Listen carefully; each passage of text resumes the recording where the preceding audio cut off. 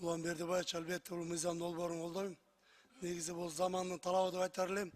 Мына буга чейин чындап келгенде ушу партиялар, партиянын жетекчилери ушу партияны жетектеп, жеке бизнес кылып келген да. Алдыңкы бештик, алдыңкы ондуктар миллиондоп сатылып келген.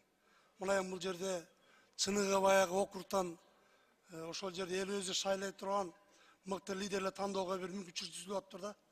Ошо менен биргеликте эле айтсаңыз, болжолдуу округ 30 бөлүнөт. Саны канчада айланып калат ошондо бир 100 айланып калабы?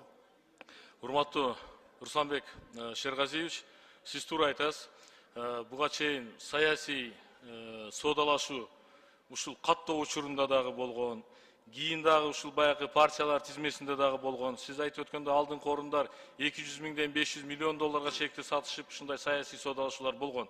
Ошол нерсени жокко чыгаруу максатында бул биринчи кезекте. Андан кийин сиздин сурооңузга бул жерде жогоруда Нурланбек Тургунбек уулу айтып өткөндөй 120 миңден 150 миңге чейин шайлоочулардын саны камтылат. Ошол эле мына айтып атасыздар, саясий партиялар кандидаттар алып чыгарат депчи. Ошондо ал жерде саясий партиянын ролу кандай болуп калат? Ал жерде деле эмесе жеке кишинин фамилиясы жазылат да, туура айтып атамбы? Ооба, туура айтасыз. Ал жерде баланча партиясы кошо жазылабы? Абсолюттук түрдө ал жерде партиянын аты жөнү жазылбайт, ал жерде бир гана талапкердин аты жөнү жазылат. Жана ошол талапкердин аты жөнүнө мындайча айтканда биздин шайлоочулар добуш берет.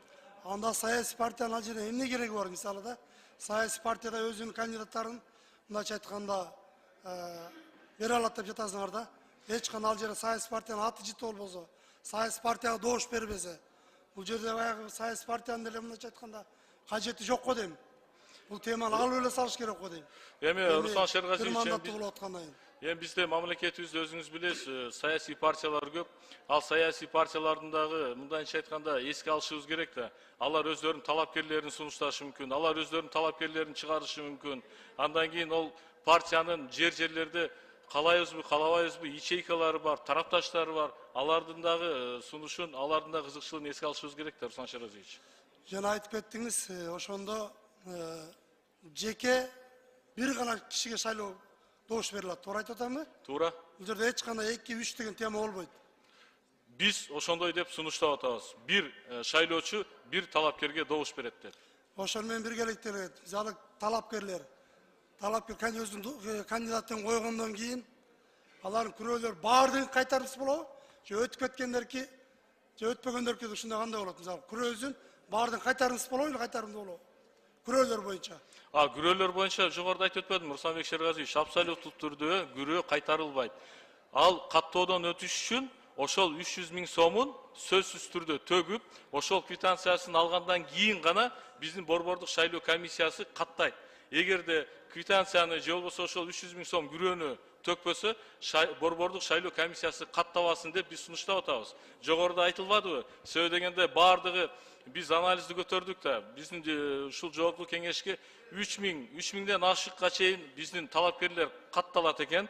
Бирок баардыгы жарымынан көбү ушул шайлоо башталаардын астынан баш тартып, мындайча айтканда өзүнүн арызын тартып алат экен. Ал учурда ар бир кандидатты биздин борбордук шайлоо комиссиясы изилдеп, тиешелүү органдарга суроолорду, талаптарды жөнөтүп, мындайча айтканда документтер топтогондон кийин, өзүнүн саясий соодасы бүткөндөн кийин өз арызы менен чыгып кетет экен. Ошон үчүн биз айтып атабыз, эгерде катыша турган болсо, толук кандуу аягына чейин чыксын деп. Шайлоодун жыйынтыгы чыккандан кийин ошо бир округтан бир 10 киши чыкса, 3-өө өтөт да. Зал калгандарын мурун кайтарып берилчи да. Баардыгын кайтарыңыз болобу, ошону сурап атам мен. Биз Русланбек Шергазиевич, жеңсе дагы, жеңилсе дагы саясий партиялардын күрөөсү баардыгы эч кайтарымсыз деп сунуштап атабыз. Эң туура ошол. Ошо менен эле акыркы суроом, мынакей алдыда кесиптешимде айтып кетти. Мына биздин президент 2 жолу шайланат экен да. Ушу депутаттарды деле 2 жолу шайлоо кылып койсо кандай? 2 жолу аштык чектөөгө барганга болбойт депчи. Ушуну мисалы мынча айтканда биз сунуш катары берсек ушул жерден. Эгер көпчүлүк добуш менен колдоо тапса, ошол мыйзам долбооруна кошулабы, кошулбайбы? Эми сиз өзүңүздүн сунушуңуздарды жазуу түрүндө берсеңиздер болот. Сиздердин сунушуңуздарды биз сөзсүз түрдө депутаттар менен добуш менен чечебиз. Рахмат.